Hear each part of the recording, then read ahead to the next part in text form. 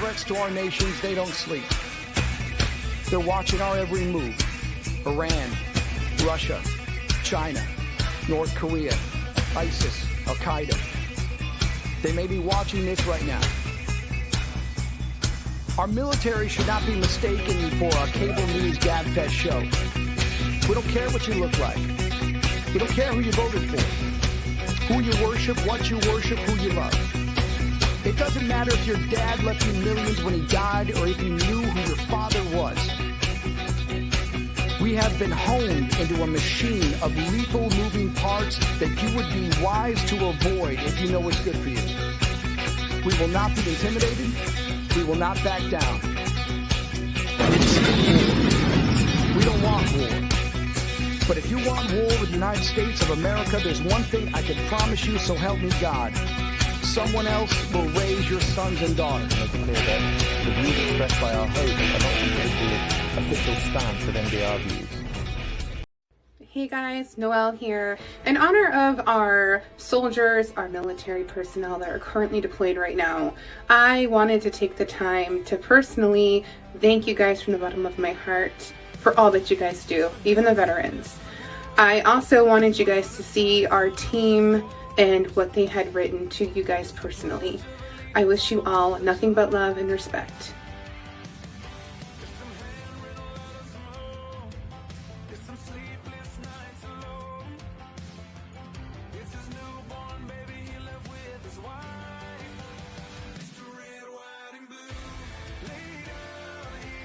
So welcome to my house. Welcome to my house. 'Cause these are my people.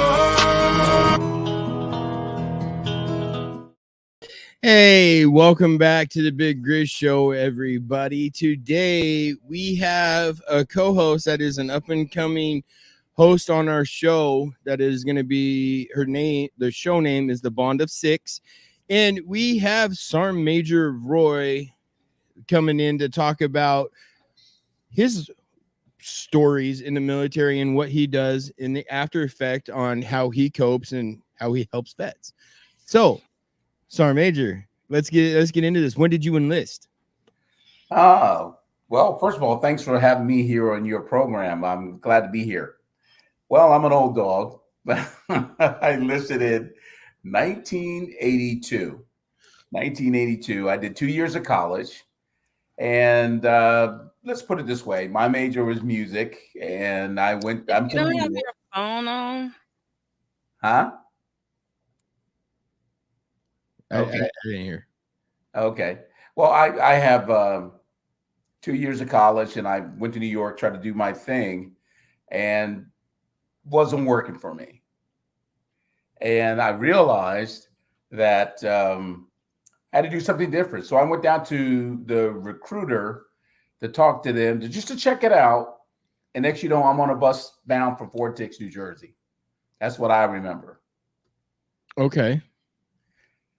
And went in there and my life, that's when my life totally changed. I came in as a supply guy, logistics, but eventually I remember I was just talking to a vet this afternoon during lunch, and I told him we were just kind of sharing the memories of our first few hours in the military and standing out there in our very first formation. I just thought, we both agreed. We were standing out there, thought it was the worst time of my life, but not knowing it was the best time of my life. Yeah. Yeah, and I know you know what that's like. I sure do. Oh, those formations.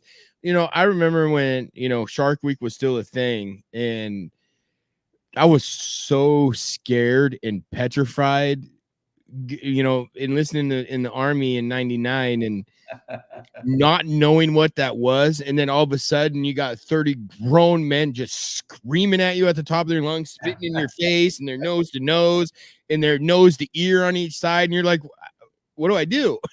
Yeah, well, everybody just had that memory of the movie Full Metal Jacket running through their heads. That's what it was. I did too. I was sitting there, and I remember getting all my gear, my duffel bag, and the way they did it was kind of cool because they were, you know, at the reception station. I thought that was basic because they were so nice to you. You know, we had cheeseburgers for lunch, and we had Coke, and I said, I remember calling my wife. I was married at the time. And I said, I called my wife and said, "Oh, this is basic. I love it. This is great." And remember getting all my gear to the duffel bag, and they said, "Okay, congratulations, men. Go through those doors and begin your basic training." We walked through that door, and I saw the biggest drill sergeants I've ever saw in my life. They were saying, like you said, screaming and yelling at us, and everybody was just running into each other, smacking into each other, trying to get on the bus. But it was and then this is my bus. You're gonna do what I say, and we're absolutely. But I would eventually, and I'll go into that story later on, I would eventually become a drill sergeant myself, and saw that from the other side of how that's done. And because I remember when I was a drill, they were like gods. We had male and female drill sergeants, so I thought they were like gods. They couldn't do no wrong. They never slept. They never got tired. They never got hungry. And when I became one myself, I was like, "Oh, okay, this is what I saw the real deal."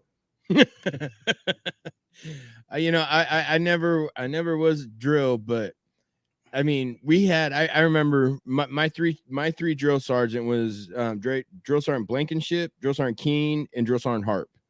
And for the life of me, let me stop you right there, folks, ladies and gentlemen. That's one thing that we say in the military: you will never forget your mother, your father, and your drill sergeant. And he just proved that. Oh, 20 years later, 23 years later, 4 years later, I can remember them. And I remember what they look like. Drill Sergeant Blankenship, he was like a 6'6", but a black dude that was just mean. I mean, just mean. He actually ended up losing his drill because he actually had a confrontation with another person, another private. But then Drill Sergeant Keene, he was our senior drill, and he was all of about 5'2". And talk. And I had the utmost respect for that man because when he talked quietly, he didn't yell, and he got his point across. But other than that, he didn't talk. He just stared at you. Well, I can tell you that between us drill sergeants, when I became one, you had the good cop and one played the bad cop. That's an actual thing with them? Yeah, that's true. And like you described the quiet one, or that was me. I was always the one. We had the guy that was just mean and ornery, and everybody was scared of. And I would come in and say, "Okay, soldiers, this is what we got to do," and make sure they understood. But however, that environment is the best. I don't care. It's the best motivational course you can ever do. A person can go through, and people say why. Well, it's from a drill point of view, from a drill sergeant point of view. I've seen so many soldiers come in, and they're from all parts of the country, all around the world, really, and male and female, black, white, Latino, whatever. And we have 10 weeks to get 60 individuals working together as a team. And the transformation is just amazing, just totally amazing. Like, for example, like you remember the buddy teams, we had to put everybody in groups of 2. So we would never let you guys pick your own buddy. So I put the black girl with the white girl and the Italian guy with the Spanish guy. They couldn't stand each other, could not stand each other. And then after about like 2 weeks, that I knew it clicked in because that white girl would come downstairs with her hair braided like Iverson. And I would play devil's advocate, and I go, "Oh, wait a second, you told me you didn't like her." "Oh no, that's my girl. That's my girl." Best friends at that point. See, I was in an all male life because all the walls, all the BS was like pushed down, and everybody discovered each other as people. Exactly. So, is that like a specific point in going to basic that you guys try to instill as drill sergeants? Yeah, because if you really think about it, the first basic training is in 3 phases: red, white, and blue. And the red phase is called total control. So what we do, we take away the cell phones, we take away all the outside, stimuli, and we build you back up. We build you back up to conform you to military to be a soldier, to be transformed. So a lot of the values and everything that soldiers come through, trainees come through basic training with, all that stuff goes out the window. For example, like, take the teen concept. So you remember, and I'm sure a lot of those of your listeners will agree with me, that when you went to basic training, if you failed, you all failed. Everybody did. Everybody failed. And even there was times where, as a drill, if a soldier failed, we would not have to say anything. That soldier had to get down for 50 push-ups. We would not say anything, and the platoon would volunteer to join that soldier in 50 push-ups. Oh yeah. So I've been there. Yeah, it's a mindset. I don't think the civilian world can really grasp it because they don't understand the military culture. It's just like, and you've probably heard this said before, people say, well, you military guys, you have like, each other for your whole life. You're from the 50s, you're from the 70s, you're from the 80s, you're from the 2000s. You guys act like you know each other, but they don't understand the one common thread that we all have is we have the same rite of passage. We all been tested. We've all been there, done that, and we've been tested, and that's what we all share. And I'm really proud of that culture. I'm very proud of that culture. I am too.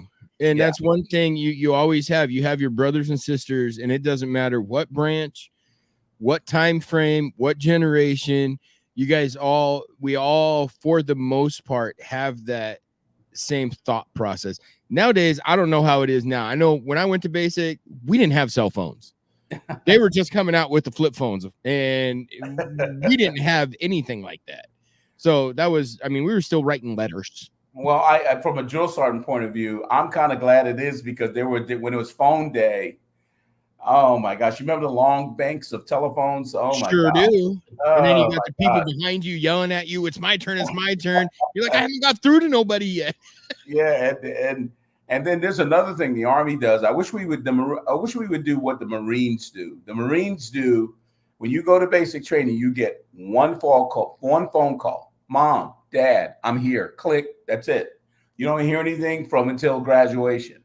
I agree. The Army, you have to earn phone privileges, but like, for example, you get phone privileges and some guy just broke up with his girlfriend, or a single mom, she hears her kids on the phone and she's just all tore up. So we got to massage the brain and get them back focused in the training. So I really wish we would do that. It's not that bad, but phone privileges, we use it as a privilege, getting soldiers, trainees to earn their privileges. So I understand it. So we're going to take a break here in a couple minutes. I actually got one question I want you to try and explain. What was the hardest part about being a drill sergeant teaching 18-year-olds how to do something? Okay. No, right now. We'll go to break afterwards. Yeah, we'll go to break afterwards.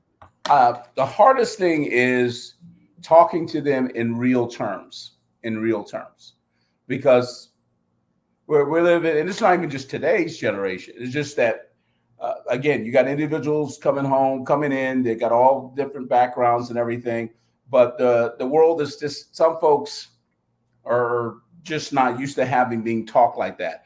For example, I could tell as a drill sergeant, I could tell the kids that had good home training versus the ones who did not.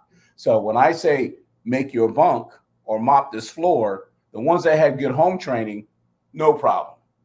As a matter of fact, I had good home training when I went in. I couldn't know that. I got scared because I got yelled at about that on a weekly basis. So I don't know what that was all about. However, but the ones who didn't have good home training, like these cats from Philadelphia or Chicago or LA, let's put it this way, we had to bring them downtown to Chinatown. It's not punishment. It's called positive reinforcement. No, I agree. And there was a lot even that I could see. I'm not going to say you had to break somebody's will, but you really had to get in their mind to get them to understand the thought process behind the military. It's different than what you thought about in school, in high school. It's completely different at this point. It's totally different because they had a realization that, hello, it's not about you. All right, so we're gonna take a quick break, about 4.5 minutes. I'm gonna play a song from an up and coming female artist. She's been nominated in the Josie Awards for being an independent female artist of the year. And I actually got lucky to talk to her, so I'm gonna play her song. On that note, you guys, you're watching the Big Grizz Show on Military Broadcast Radio. We'll see you back here in about 5 minutes.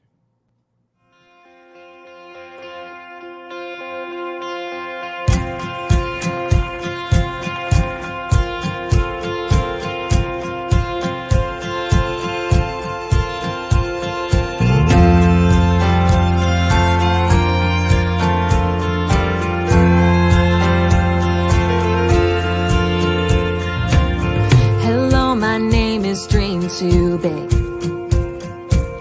wanting to grow up way too quick, searching for spotlights since I was 6. Hello, my name is Dream Too Big. Hello, my name is way too loud. My voice can cut right through a crowd. Got made fun of for it, but who's laughing now? Hello, my name is way too loud. I know I've had my moments and I've had heartaches, but God is making miracles out of my mistakes. You can say I won't make it, and I can tell you that I don't really care. 'Cause hello, my name is going somewhere.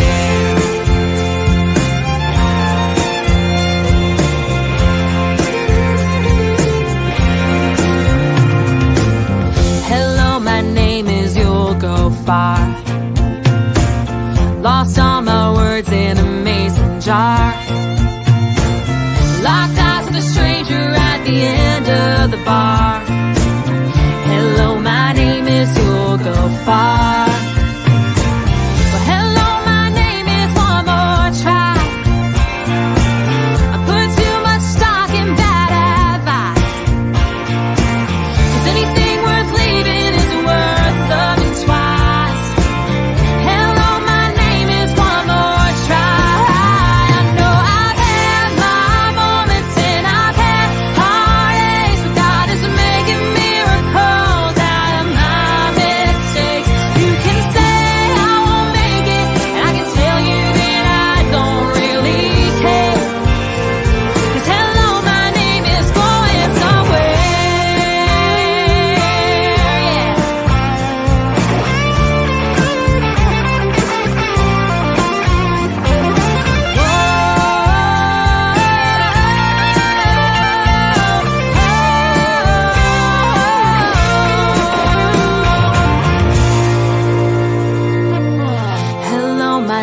Getting knocked down. You're never gonna leave the ground. You can tell us all about it when you come back around. Hello, my name is Getting Knocked Down. Hello, my name is Stand Back Up. Keep moving even when it gets rough.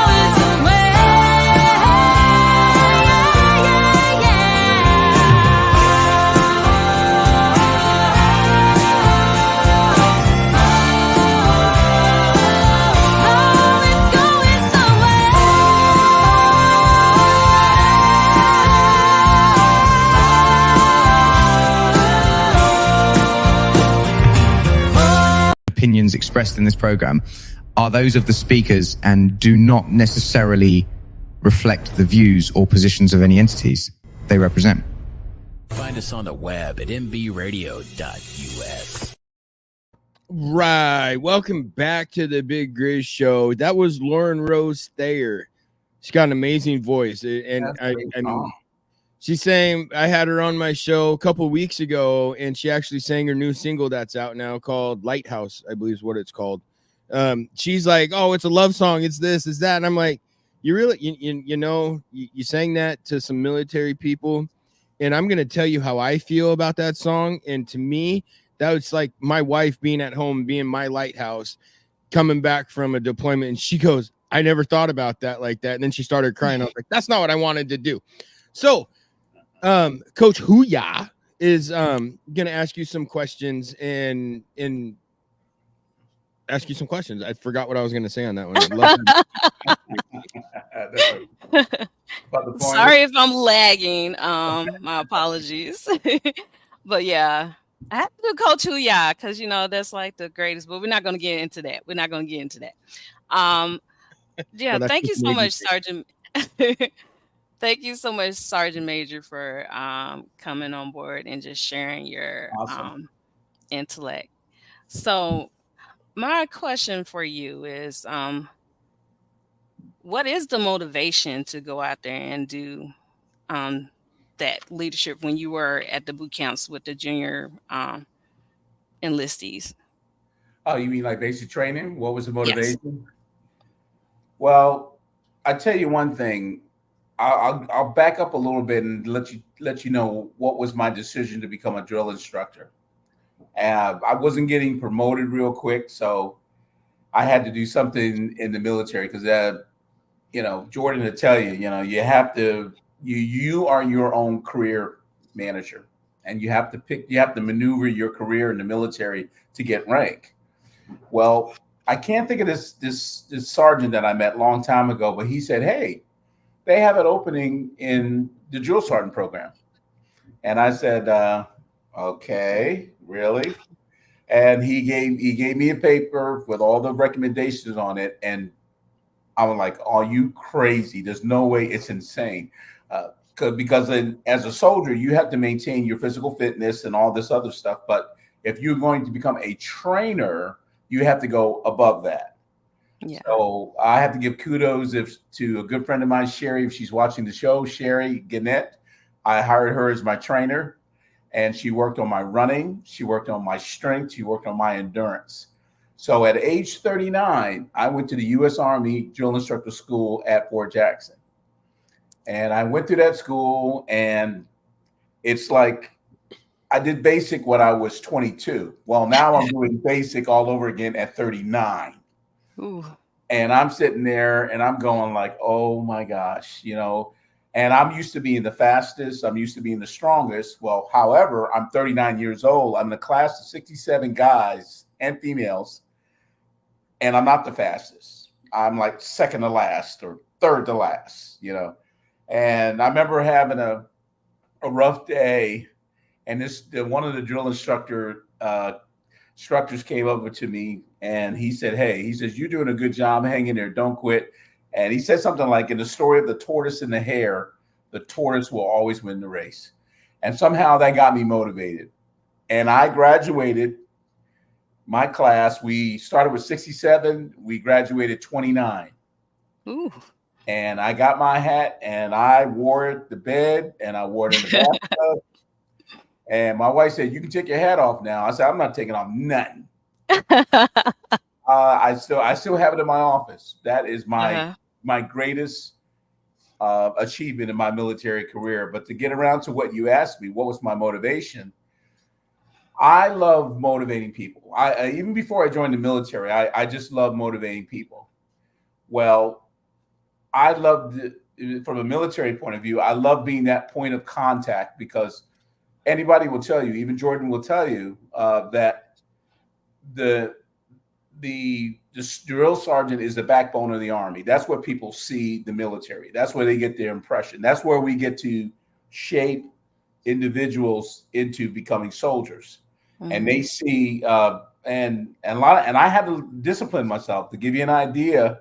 Now they have the desert camos and stuff. That this is before they had that. So my equipment, I had 7 sets of not underwear, but my uniform. I had 9 pairs of boots, spit shine. 9? 9. Because, and I had a bunch of t-shirts because after we go in a hard day of training, all my trainees are covered with sweat and funk nasty, and I'm sweating. However, when I come back into the company area, I have to run upstairs, put on a fresh uniform, fresh hat, and I always have to look clean and pressed at all times. Yeah, that was one thing I remember. We had to always had to be that way. And I honestly don't know how many people actually can even remember spit shining boots. The thing is, I don't know. I don't know their coach Huya.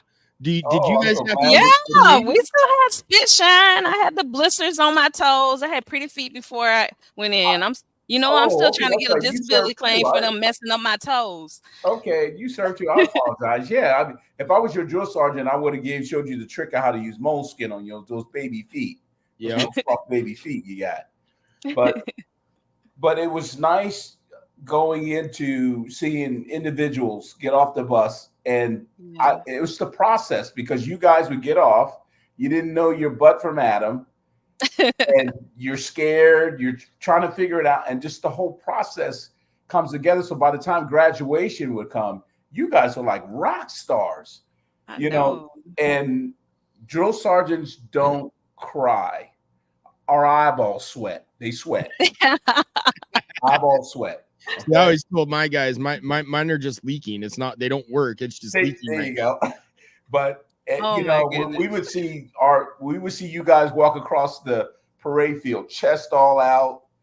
I call it smelling yourself, but anyway, chest all out, and you guys and I can't tell you how many times I've had soldiers come up to me and say, "Drill sergeant, thank you for not quitting on me. Thank you for not sending me home." And even when I got deployed to go to Iraq, I was in the airport and I heard somebody say, "Drill Sergeant Lewis, Drill Sergeant Lewis." I turned around. It was one of my female soldiers came up to me. And she said, "You were my drill sergeant in basic. Oh my gosh, you were awesome." I said, "Was I any good?" She said, "Yeah, you explain everything, and you just you really encouraged me." And I'm like, okay. So I think it's the hardest. Now it is hard work. I'm not gonna lie, because before lights up at 5 a.m., I'm already up at 3 or 4 o'clock. And then when we put you puppies to bed at 9 o'clock, lights out at 9, I'm prepping for the next day. So I don't go to bed till like midnight. Yeah. Wow. But I loved it. I loved it. I always wonder how those uniforms look so great. So you had like 9. Okay. Yeah. Well, the reason why they wasn't in there polishing. I'm like, wow. Well, the reason why we yell is because y'all ask a lot of too many darn questions. Stupid. Drill sergeant, can I do that? Drill sergeant, yeah, that. Drill sergeant, can I do that? Get away from me. Start pushing. Oh man. So skill-wise, what do you think was the hardest to get into 18, 19-year-old kids that are stubborn they're just stubborn, think they know everything? What was the hardest skill that you think it took? Well, the personalities would break down. You have if I had to break it down, these trainees would come in. You have the person that thinks they know everything. They're smarter than you. I have to deal with that one. Then you got the quiet one. You got to watch that one because that one is stabbing when you're sleeping. Okay. Then you got the suck up. Okay. Oh yeah. You got the suck up. Because they don't want to work. Yeah. Then you have the tattletale. You got that. So you see how I'm putting this breakfast club together. Oh yeah. And with all those personalities, and then you got the angry one that doesn't want to work with nobody. Just mad at everybody. Sad thing is, I'm remembering you're saying this. I'm remembering people in basic that person. It's like, whoa. You can see the face and everything. Yeah. Well, I gave you 5 personalities, and I've done at least 10 cycles, and every one of those personalities are in there. Every last one of them. Oh, wow. And what I do is I break them down, the suck up. I say, hey, oh, you want to help me? Okay, you go unload that truck for yourself. In the words of Major Payne, that movie, Major Payne. It's a good movie. I'm going to make you boys strong. So, Love that movie. I know I was very open in the military and I wanted to learn going to basic. So I didn't have struggles trying to figure stuff out. I took advice and just ran with it from what our drills told us. On the other hand, we had guys that struggled with marching when they were taught. They didn't know left from right, it seemed like, or they didn't know how to do an about face. They did it backwards. Mm-hmm. I think when I was in, the hardest part for people to learn was the marching part of it and keeping up and keeping step with cadences and learning all that kind of stuff. As a leader, I started looking at within the platoon, there are a multiple amount of talent within the unit. For example, we had that problem with people that didn't know how to march, but there were like guys that were like into rap or female soldiers that were really good in calling good cadence and stuff. And it was the work that was done on off hours, off time. They would pull their fellow soldiers together and show them the downbeat or how to pivot and stuff like that, which made my work a lot easier because you got to remember, I think it's still true to this day. Every platoon probably might have 3. I've seen maybe as low as 2, but most companies have 4 drill sergeants. But if they lack, you might have 2 or 3, and you got to cover 60 individuals. So the work that's done, like my squad leaders, like I forgot to mention one other profile is a person that's really shy and not confident, but has great potential. So you take these individuals and you break them down and push them and challenge them because they think that they don't know themselves. And my job is just kind of strip that down and to test you and put the test and the challenge in front of you. And when you meet the challenge, it's like the total personality change, total personality change. Okay. Because when we get done with training, everybody's we're on a road march. We're making sure everybody's checking each other. Everybody's good to go. Everybody's making sure everybody's making it up and everybody's making it back. Making everybody down a canteen full of water. Yeah, everybody's trying not to puke. Yeah, my job is easy. And matter of fact, I hated doing blue phase because by that time you guys are on cruise control. You got it. Yeah.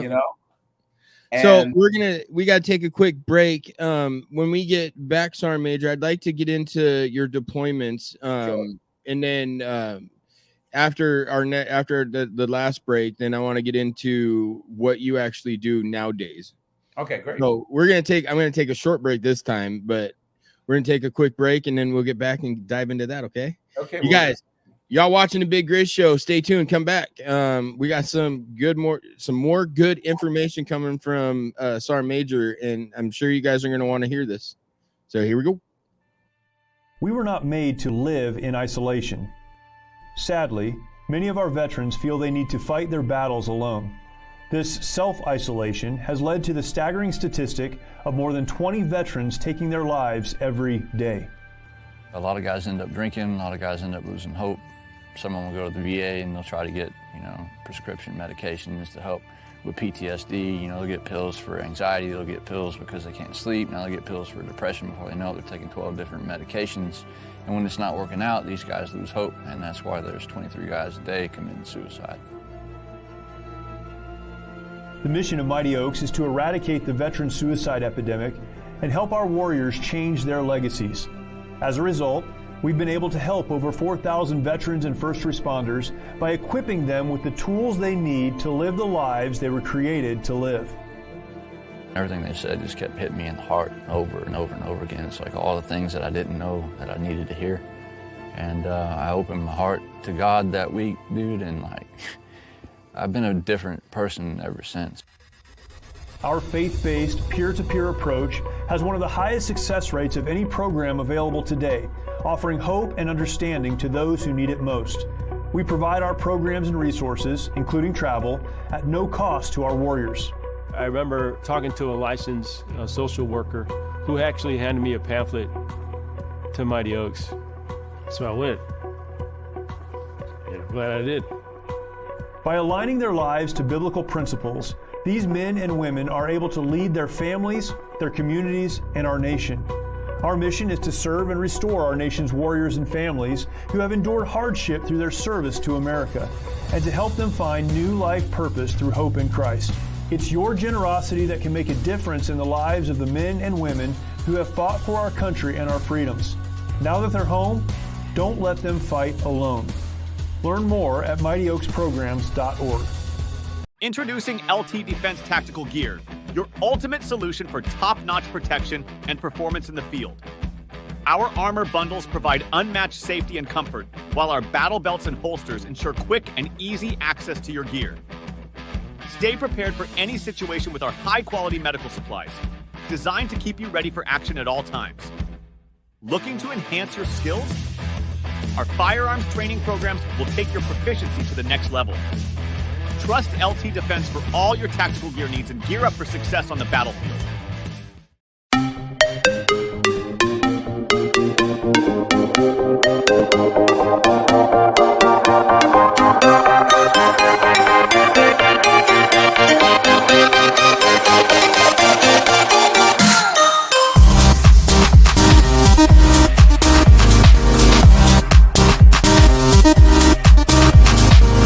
Opinions expressed in this program are those of the speakers and do not necessarily reflect the views or positions of any entities they represent. Find us on the web at mbradio.us. And welcome back to the Big Grizz Show. And yes, that was the Mighty Oaks Foundation. I don't know where that comment came from, but that was Mighty Oaks Foundation. I actually had the voice. That was Jeremy Stallnecker. I had him on my show, and Lady Liberty Foundation is a foundation I'm a part of, and we're trying to build that like Mighty Oaks is. And it's a faith-based foundation that helps vets. I know it's personally helped me beyond no end finding my faith again. It drastically helped me with my mental issues, and it's made me, in my opinion, a better person than I am now than I was 4 years ago. But yeah, that was Mighty Oaks, and that was Lady Liberty Foundation, and then that was LTD Tactical. They are one of our big sponsors as well, and they have all sorts of stuff. So, Sergeant Major, how do I say this without? Well, I'm just gonna say, how old were you when you got your first deployment orders? Well, I've been deployed. Again, I'm an old dog. I did Desert Storm. Dating back, I've been deployed probably about 4 or 5 different times. So I was probably about in my mid-30s. The big one, I consider the big one, was the Iraqi War. That was mine. 7. Yeah, I was about, I was 57. I was 7 at the time, going over. And I was still under the hat. It's kind of unique. My assignment, I was still at Fort Jackson as a drill instructor. And our commanding general from the 108th Division decided, somebody at maybe in Washington or whatever, decided to take the drill sergeant companies to go over to Iraq to train the Iraqi army. So when we heard about that mission, I was like, oh man, this is great. However, training Americans versus Iraq, I don't have a clue. Definitely a barrier there. Right. I didn't want to go over there and start a national incident, sit back here and pounding people in the ground. But that's where we got our call to, I consider that was the one, my biggest deployment. I was over there for a year in Baghdad. Yeah. So I was in the invasion with 4th ID. And we were there 18 months, the first one. I can tell you, when I first got my deployment orders, I was excited because I got to do what I was trained to do. Yeah. But I mean, I was scared like no tomorrow, because I did not know what to expect, if I was going to come home, what was going to happen. And it was that emotion really kind of screws with vets at that point. In my opinion, it really, really messes with your head, because you like want to go and you want to do what you were trained to do, but then you don't want to go because you don't know if you're going to come home. Right. Yeah. And that was normal. I mean, what about you, Coach Hua?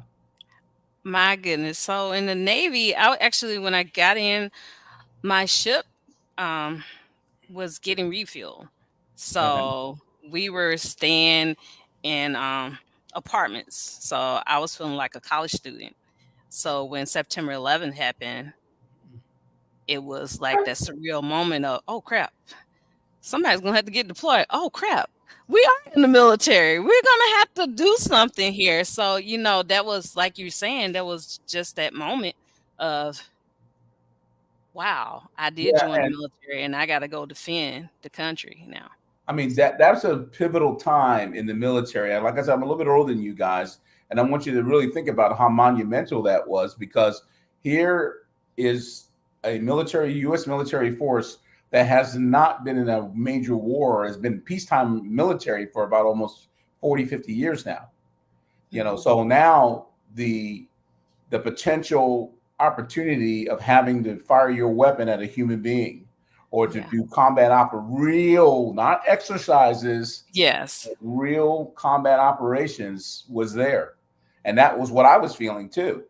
I mean, when we got deployed and we went in through Fort Carson. That's where I was at. Yeah, that's what we were at. We did our train up there, and I got all the latest gear. I'm not an infantry guy. So not like you, Big Grizz, I'm not an infantry guy, but I had to learn how to do all that infantry stuff, wear the gear, wear the laser, which I love the laser thing on my because I was able to hit my targets, but it was weird and it was a real deal. And the thing was that there was conversation. Now the conversation changes because it's not pretending anymore. It's not rehearsal anymore. Because there is the potential of that. You're right. You if you're not paying attention, if you're not, focusing, you cannot come home. You will not come home. And my son, who's in the active component right now, he got he's on vacation right now because he's stationed in Italy anyway. But he got deployed to Afghanistan, and my wife started freaking out. And she's a good Army wife. She's been through all my deployments, and she was worried. Now we have a son that's deployed. And she, and I told my wife, settle down. And I turned to my son as if I was like I would like any trainee. Trust your training. Trust your training. Because in the drill sergeant office, we have a poster. We had a poster in our office that said, let no trainee or soldier or sailor come back from the dead saying that they were improperly trained. So that was our focus. So when I was training trainees, I said, hey, shoot for effect, communicate for effect, move with effect. This is not pretending anymore, especially after 9/11. It was the real deal, Holyfield. Oh yeah. So after you got your E9, did you have to deploy as a command in a battalion, or? Well, when I was over in Baghdad, I was training. I went over as the E7, but I got promoted towards the end of my stint over there to a master sergeant. So, but we had to. But again, our mission. I was part of an 11-man special ops team to be exact. Okay. So we had to go out there and train the Iraqi army. So my job, my section, me and my captain, our section was logistics. So my captain and I would go out and work the Iraqi guys, their army, but work with the logistics side of the house. And we taught them how, give you an idea, I'm pretty sure it happened in Afghanistan as well, but they were always having their hands out, just asking for stuff. Oh yeah. And we would explain to them, like, listen, look at that Humvee over there. That Humvee is like stacked with ammo, water, food. That one Humvee can sustain itself for at least 2 weeks by itself. Fuel, the fuel cans are full, the water cans are full. It's good to go. So they don't understand the supply chain. And then worst of all, they didn't have a real good NCO corps. We were trying to teach. They're very their leadership style is more of a Soviet style. It is. Yeah. I actually pretty sure we might have ran into each other. So yeah, I was a MET team. We escorted you guys around everywhere you went. Yeah, that was me in the Ranger unit I was attached to. Hey, all I know is that we went out the gate and we had escort, and then when I saw the birds in the air, that made me feel good too. Yeah, no, that was us. I did that for about a year and a half. We escorted all the special ops around. I actually got a good friend of mine out here where I'm at that was part of the special ops intel group. Yeah. And he remembered me because he was coming in, he was landing in on a Black Hawk, and we were out there protecting the Black Hawk for him to get off. That's how he remembered me. I was like, oh, well, ain't that interesting? This is a small world. Yeah. Very small world. And yeah, they sit around. And the funny thing is, when we got deployed, they kind of lied to us because they told us that, oh yeah, you're going to train the Iraqi army, and they kind of told us we were going to be in a fenced compound. Okay. Well, when I hit the ground in Baghdad, I was not that's where we lived, but we didn't train that way. We're out in the open, so I had to go out the gate. I remember my job on the team. I was a gunner. So I had 3 weapons to load. I had my 9mm, my M14, and 50 cal machine gun that I had to load. So nice. Out in the open. And when I got back to Charlotte, got back home, I mean, I could tell that it really got to me because I got a speeding ticket. First time in 30 years I ever got a speeding ticket. And the officer said, well, we saw you drive. Why were you driving fast? I said, I thought I was in Baghdad because, we go out the gate. We go from point A to point B. Yeah. I actually got pulled over in Carson on I-25 about 3 hours after we landed. We weren't supposed to be driving. And I'm driving down the center of an interstate. And I got pulled over. I did that too. I wouldn't drive over manhole covers. Yep. Yeah.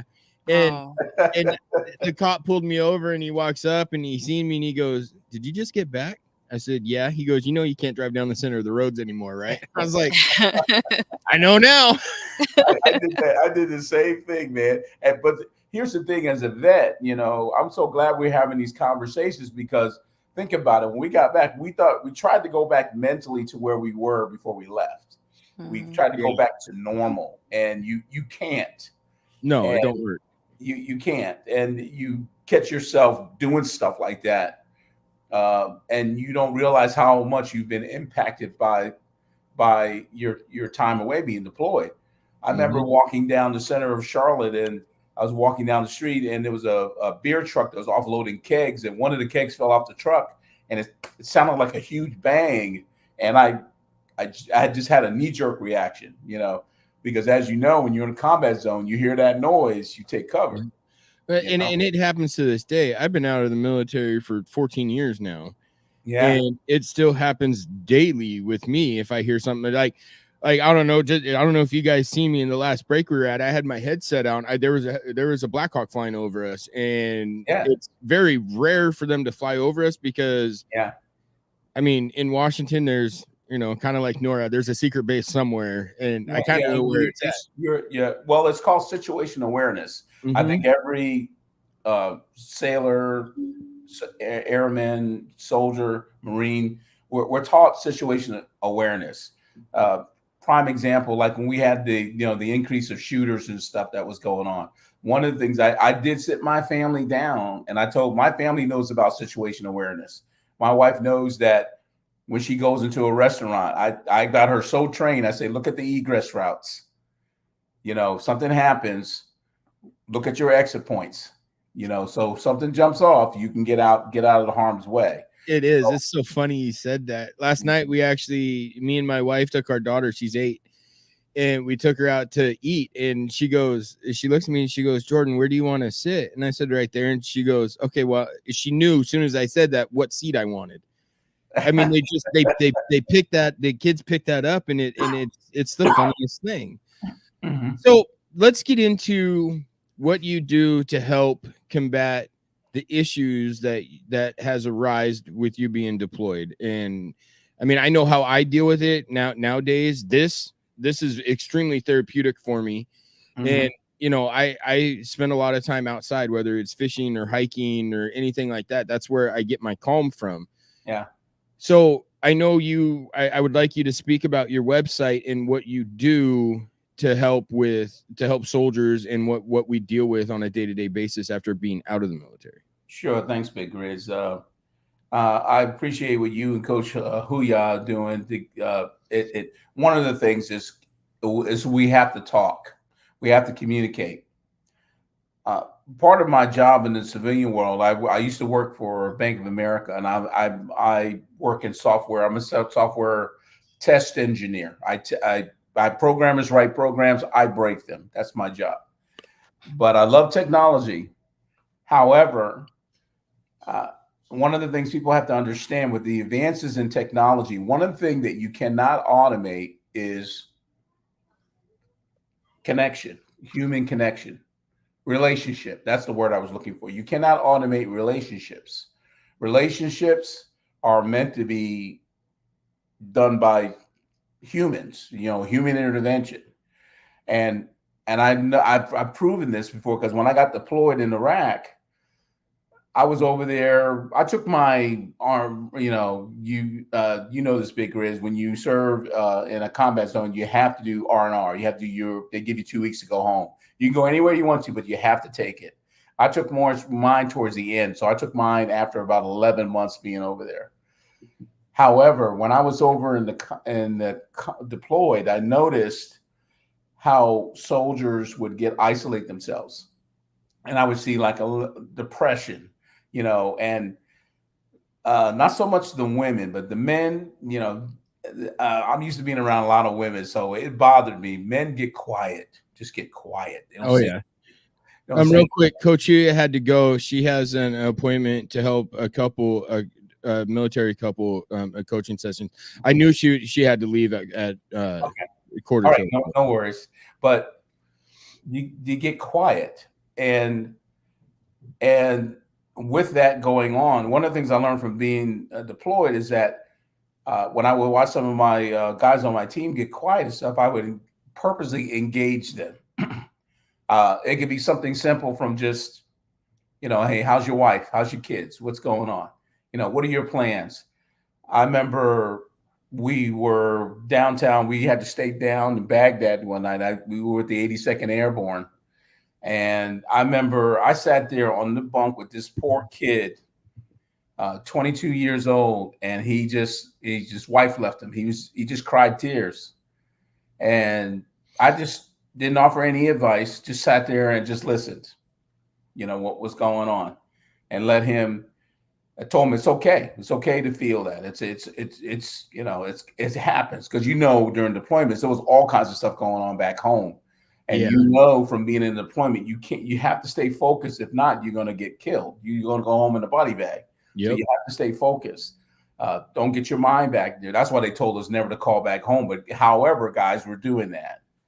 But with deployments and stuff like that, you have to understand that you have to keep communication alive. And I know I was fortunate enough, because my team was an 11-man contact team. So it was small enough where in the evenings we get back in, we put the gear away, and then our colonel, I really love it. At the end of the day, he would make us stop, and we do kind of like a quick huddle up of talking about what went on with the day. What are some of the things that happened? And that was so necessary, because I remember when we took our first IED, that was my first time in my life I've ever heard explosions. Now, it is not like in the movies, guys. It's not like you see on TV shows. It is a different animal altogether. It's 10 times louder, and then you got the percussion. There's a lot to it. Yes, sir. That rocked my world, boy. I said, what? And we had our quick huddle up at the end of the day, and I said, hey, man, and we all want to look like like I said, we were in a peace before this. We were in a peacetime military, but now we got people shooting at us. Now we got people blowing us up or trying to blow us up. Mm-hmm. So it's okay to sit back and say, okay, we need to talk about this, need to stay focused. So, because the aim is to get everybody back home safely, So if your mind is somewhere and you're wandering, that's not good. And we need to watch out. Let me give you one short story. We took an IED one time, and I remember we went back into our team room. We were downtown Baghdad, and they took our Humvee. The maintenance guys these men and women are phenomenal what they do with vehicles, but they would have our vehicle ready in about 2 weeks. They just put it all back together or whatever, new parts and stuff. We were playing spades that night, and one of our captains said, "Hey, man, if the colonel sends us back out," and he said, "I'm going to kill that son of a gun." And we stopped, and we all like looked at each other, and that was a key, that was a flag that went up because it was stress. Yeah. And long story short, that captain got replaced on our team 2 days later. That's funny you bring that up. We had a private. He was having a mental breakdown, and he told me and an E4 and another E5 that he was going to shoot us.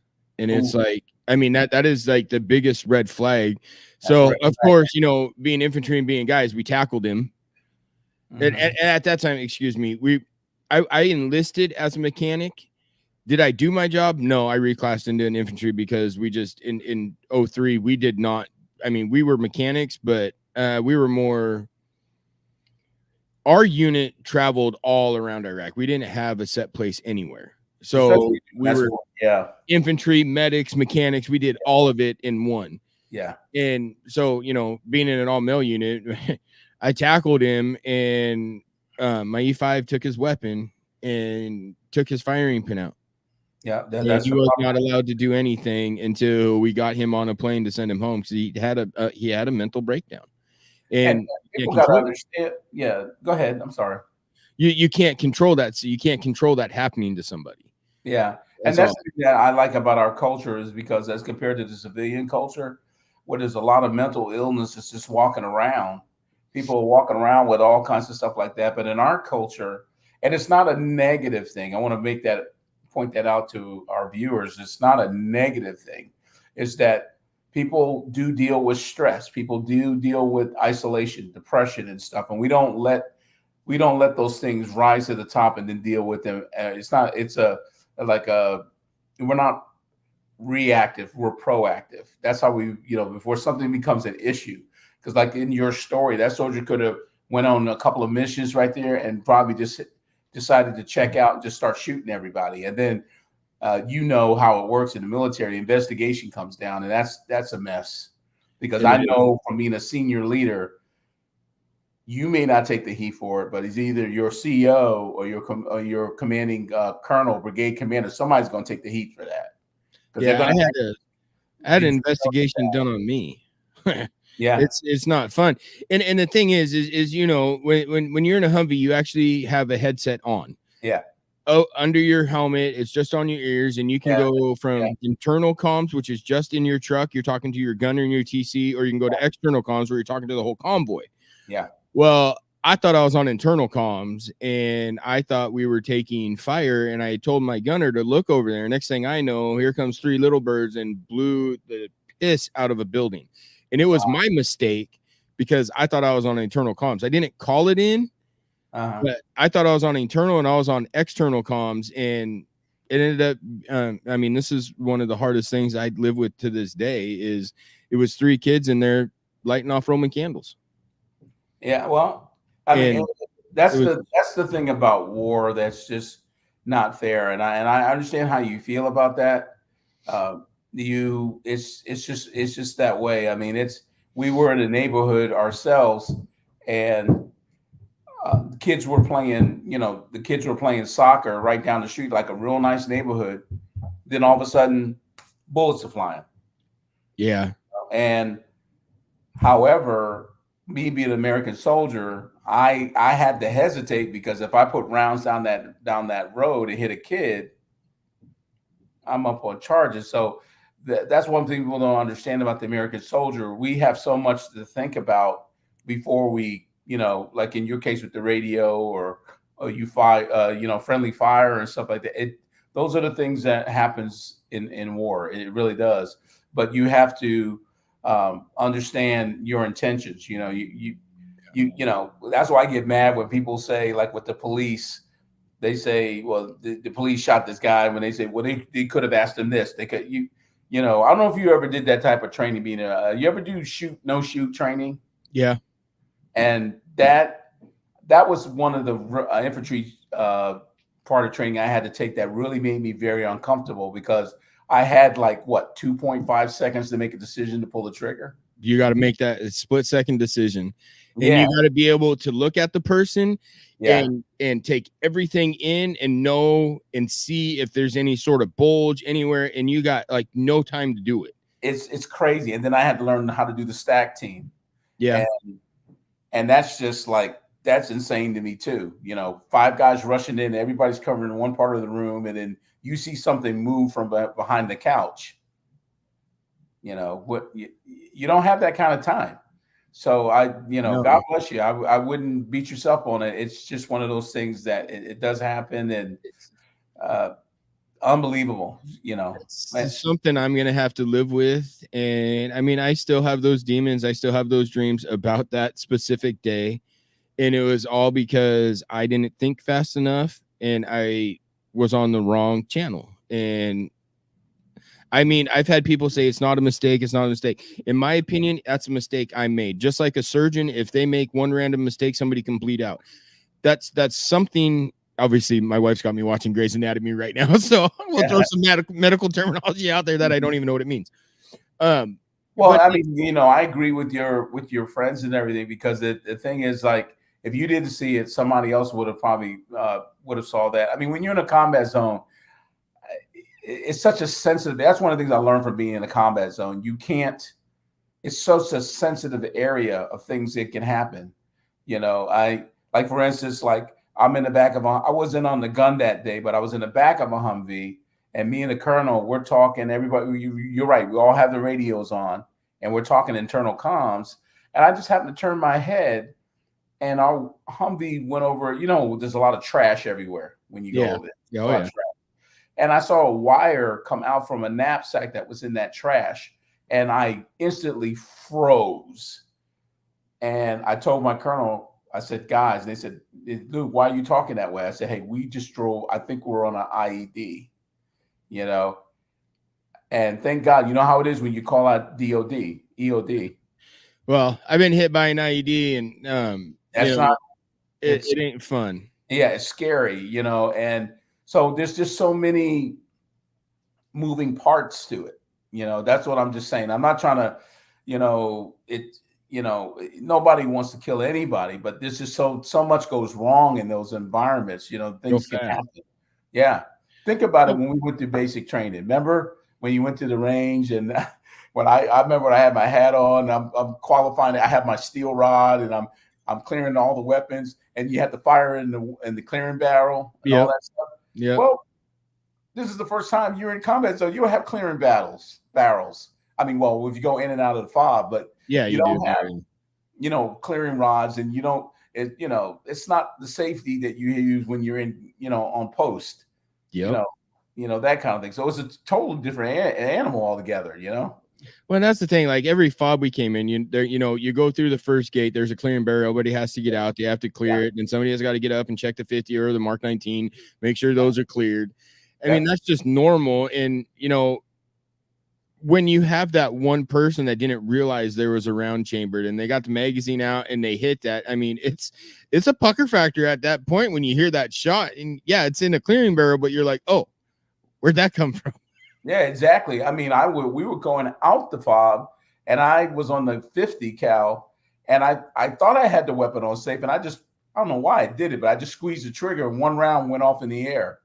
I didn't get written up, but but it's just like my captain's like, what the hell are you doing? I thought I had clear, put the weapon on safe, I loaded it, whatever, but nonetheless, it can happen. Yeah. It can happen. I want to take, because we're over time, I want to take a couple minutes here, and I want you to talk about your website and what its intention is, and then we'll end the show after that. Okay, real quick. What I speak of is intentional leadership. If people go out to my site, I have reinvented myself, where I am going around and talking about leadership. Everybody talks about leadership, but I talk about intentional leadership, and it kind of mirrors the kind of leadership that's mirrors the military, because the military style of leadership I love is because we teach leadership from the bottom up, not from the top down.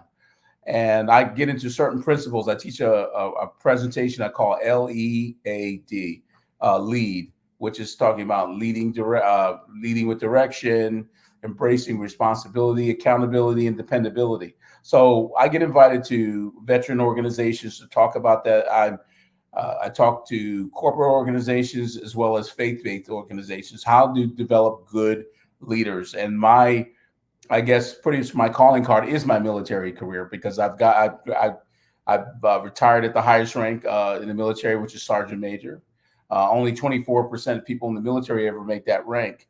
But to be able to be put in places of leadership, where I found there's certain things about the military style of leadership that works. Why the civilians don't do it, I don't know.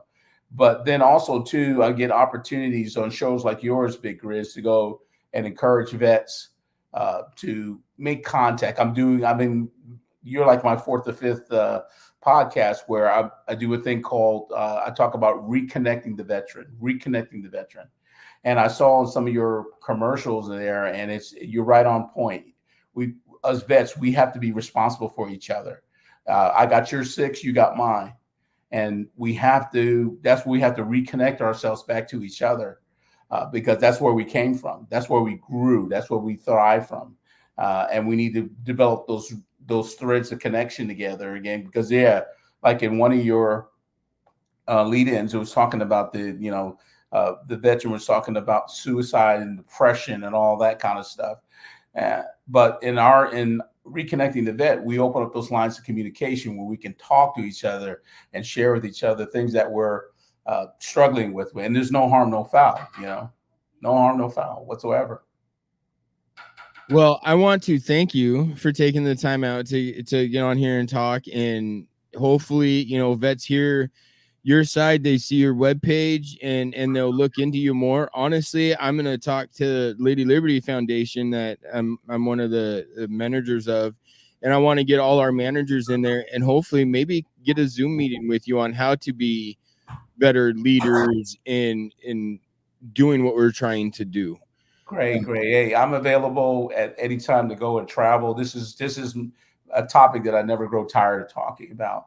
It's amazing. I don't grow tired of it. And I want to say thank you for what you're doing, man. I get fired up just on people like yourself that are doing their things. You're helping more than you think you are. I'm trying. Stay the course, drive on. Well, I appreciate that. And thank you again for taking your time out today to come on to the Big Grizz Show, you guys. This was Sergeant Major Roy in talking about his experiences and how he deals with everything in the aftermath of being in the military. And obviously you guys can see he's very successful in what he does. So you guys watch and look up his webpage. If you're struggling with anything, obviously he's willing to talk because he came on my show.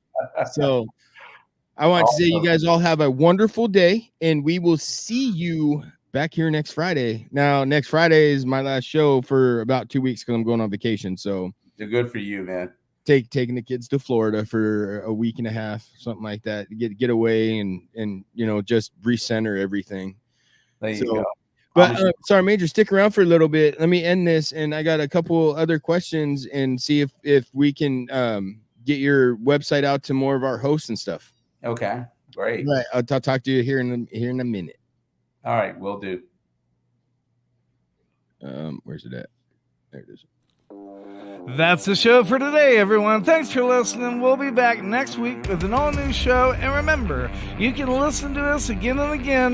The podcast of this radio show is available right after we go off the air tonight, anywhere that you can get your podcast episodes. And thanks for joining us today. I'd like to take a moment to talk about something close to my heart. Military Broadcast Radio is doing incredible work to support our veterans and bring their voices to the world. They rely on your generous donations and your dedicated volunteer hours to make it happen.